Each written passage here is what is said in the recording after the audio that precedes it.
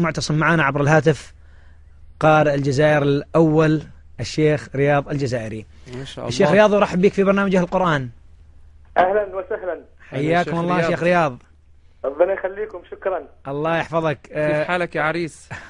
أنا حضرت زفافه، وهذا الشيخ حضر زفافه في الجزائر ما شاء الله. أنا وأخي الشيخ زكي وكبير القراء في مصر الشيخ أحمد عامر. ما شاء الله. ما شاء الله. شيخ رياض، كيف تنظر؟ نعم. كيف تنظر إلى موهبة المعتصم بالله العسلية الصوتية؟ والله لا أولا قبل كل شيء أن أحيي الجميع، يعني الحاضرين في الاستوديو والمستمعين كلهم، وكذلك أحيي أخي العزيز والمعتصم بالله العسلي.